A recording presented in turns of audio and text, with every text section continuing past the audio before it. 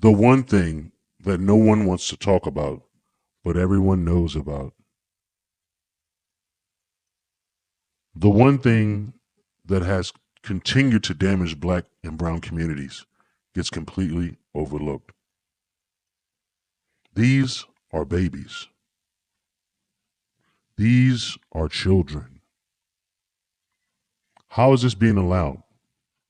Maybe it's time to turn them off and talk over them. When will this end?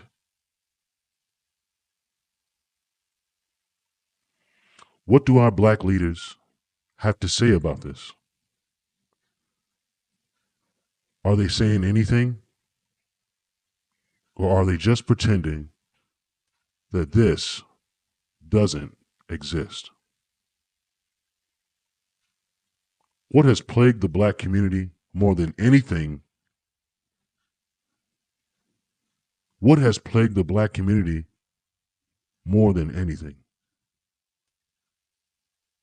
Has it been white people?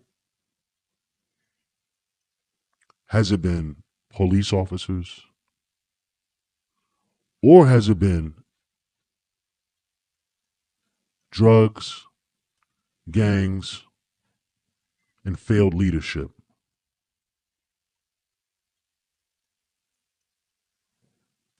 When will they talk about this? When will this be highlighted?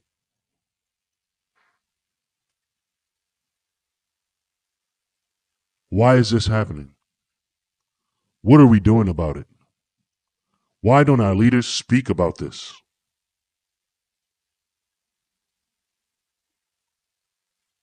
Is it that they're distracting us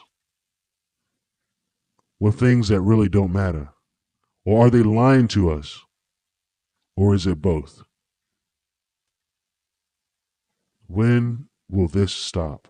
Talk about drill music. There's a lot of talk about the violence that's associated with it. One-on-one with Brooklyn rapper Mano. Mano just brought some of the biggest names in hip-hop to City Hall, including rapper Fabio Foreign. So the man can get a real perspective and a real understanding of what drill rap is. In recent weeks, 2 drill rappers have been murdered in Brooklyn. Friday, Mayor Eric Adams expressed his concerns over drill songs and videos posted to social media that reference ongoing gang wars, telling Pix 11 News. It is alarming. Nobody was talking to the direct artist that comes from that element. Mano says he went to City Hall hoping to set the record straight. Conversation gets deep because, a lot of these kids, they in gangs before they even made a rap record. So is it the music? I don't think it's the music that's getting the average person to do grime. After his sit down with hip-hop leaders today, the mayor expressed Violent people who are using drill rapping to post who they killed and then antagonize the people who they are going to kill is what the problem is. And they heard me. Contrary to recent headlines declaring the mayor wants to shut down or crush drill music, Mayor Adams made clear he's committed to working with the hip-hop community. Jelani Ray is a music industry executive and the founder of Guns for Grants.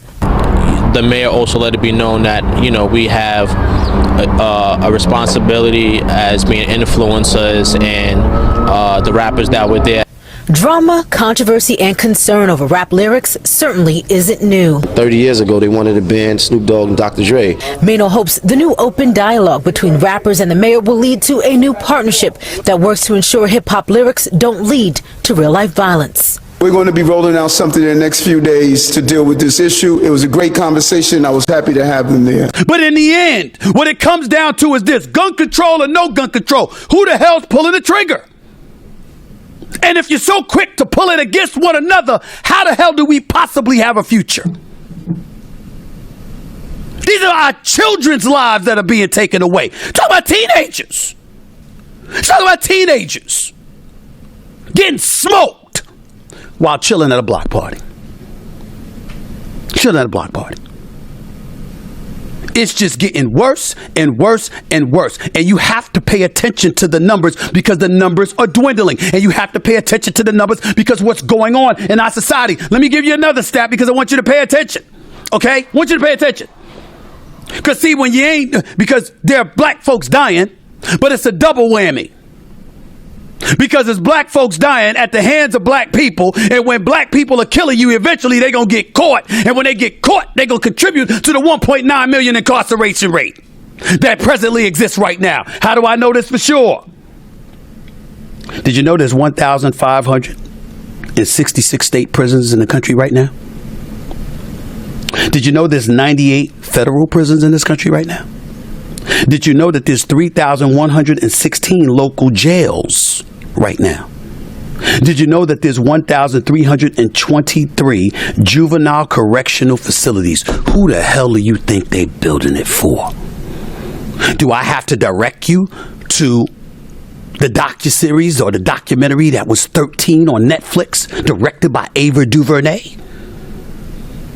You want to go look it up. You can lament the history of this country and how systemic racism and prejudice and all of this other stuff played a role in how black folks and crimes were criminalized to such a degree because you know what? It was modern day slavery. Slavery, the eradication of it was supposed to take place in 1865, so they had to come up with a different way to throw us in jail. Yeah. All true. Nothing false about it. But completely irrelevant when it comes to us shooting one another. What that got to do with a black person pulling out a gun and willing to shoot into a crowd filled with minorities, filled with people who look like them, that share their hue, their pigmentation, their cultural identity, and everything else in between? What that got to do with it? But what happens when they get called out? What happens when someone has the audacity to call out what the truth really is? When a former mayor of New York who ran the mob out of New York City in an effort to clean up his streets calls out the establishment, calls out the black community for what they should be taking care of and not pointing the finger at white police officers, what would happen if he were to say such things? Well, I mean, starting with Mayor Koch, Mayor Dinkins, myself, Mayor Bloomberg, and now Mayor de Blasio, we've tried very hard to make the police force in New York City as proportionate as we possibly can. We go out of our way to do that. I think we do a pretty good job, not a perfect job. But the reality is... You're not on this list, so that's a good thing. Right. I was glad to see that we weren't, by the way. But the fact is, I find it very disappointing that you're not discussing the fact that 93% of blacks in America are killed by other blacks. We're talking about the exception here. Well, look, first of all, go ahead, Michael. No, but this is about a trust issue. We are talking about the significant exception. 93% of blacks are killed by other blacks. Let me respond to that. I would like to see the attention. I'd like to see the attention paid to that you are paying to this, and the solutions to that. He's taking up time. Can I say this? First of all, most black people who commit crimes against other black people go to jail. Number two, they are not sworn by the police department as a agent of the state to uphold the law. So in both cases, that's a false equivalency that the mayor has drawn, which is exacerbated tensions that are deeply embedded in American culture. Black people who kill black people go to jail. Black people who kill black people go to jail. White people who are policemen who kill black people do not go to jail. If a jury can indict a ham sandwich, why is it taking so long? Mr. Mayor, let me ask you, it's the trust issue, though. This is a trust issue. It's hardly insignificant. I didn't say it was insignificant. I said it was out of proportion in your false equivalency, sir. It is the reason for the heavy police presence in the black community. Not at all. The police presence cannot make a distinction between those who are criminals and those who call the police to stop the criminals. What about the poor black child that is killed by another black child? Why aren't you protesting that? Those people go to jail. I do protest it. I'm a minister. They go to jail. Why don't you talk about the way in which white policemen have undercut cut the ability of so Americans why to don't live. you cut it down so many white police officers don't have to be in black areas? They don't have to be. It's a matter of the effect of the state occupying those forces, sir. How about 70 to 75% of the crime in my city? How about your takes attitude place reinforces in black the cities? problematic All right, I think this is a debate that prevails in the culture, sir. This is How a about debate. you reduce crime? And some mothers have lost their children to violence on the streets of major Democrat cities. And it is time to take the streets back. Sergeant Hassan Korea, an Afghanistan War retired veteran. He received enemy fire from the Taliban, only to be murdered with a knife on the streets of New York City. The 4 assailants responsible for his death initially were facing justice, but that changed when District Attorney Alvin Bragg was elected.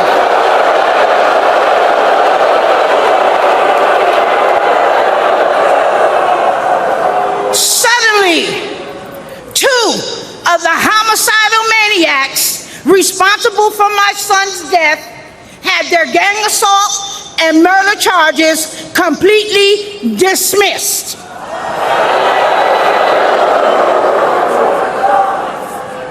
One of them received 14 months time served. Alvin Bragg charged her with assault with a shoe. And another one was sentenced to 7 years. I later learned that Alvin Bragg often dismisses and reduces dangerous criminals. He wants to clear the jails and return violent felons onto our streets every day. The injustice was devastating for me and my family. I don't want anyone else to experience the senseless pain that many other victims across this United States of America have to live with every day. So I decided to use the voice that God gave me to be the voice for the voiceless across America.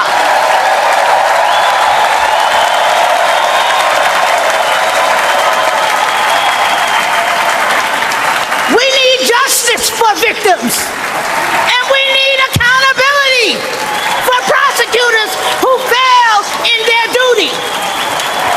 Soft on crime prosecutors like Alvin Bragg in New York, Kim Foxx in Chicago, and George Gascon in Los Angeles have turned our great country and cities into war zones. Poor and neglected communities like mine are suffering. And who else in here is sick and tired of being sick and tired?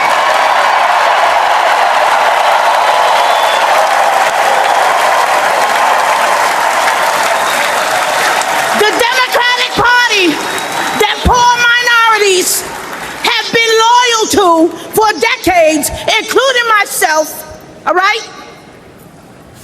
They betrayed us. They stabbed us in the back. Joe Biden and Kamala Harris, who claim to represent us, have abandoned us. They neglected the poor minority communities across America.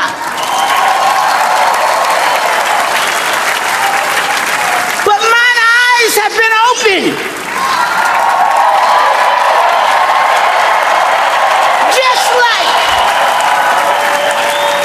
Just like so many other poor minorities across America. Donald Trump shares our values, love of God and family and country.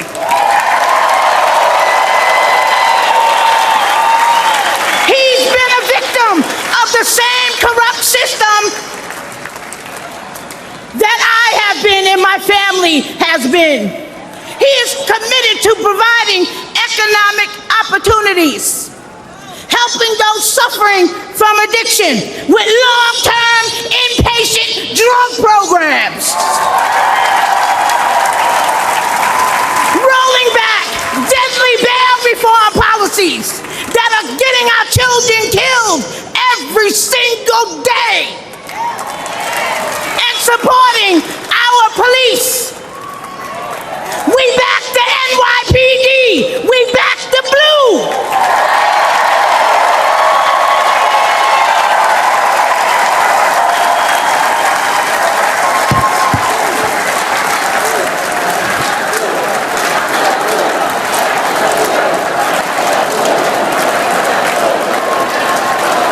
Back the blue.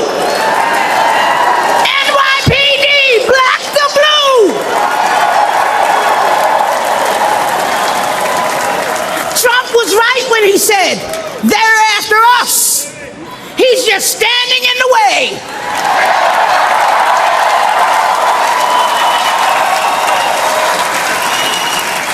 And guess what? He always will. That's why I'm standing with him today. Let's make America safe again.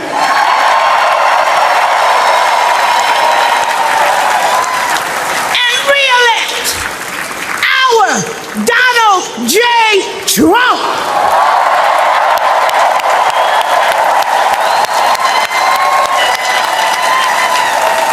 Thank you, and good night. In this coming election, I believe that we have the chance to make America the place that we all desire to be. If we choose to believe the lies of the same people that have been in charge for almost 100 years, we will fail. The Democrat policies have destroyed inner cities across our country to levels that we would have never imagined. But we can change it. We have the power to do it right now.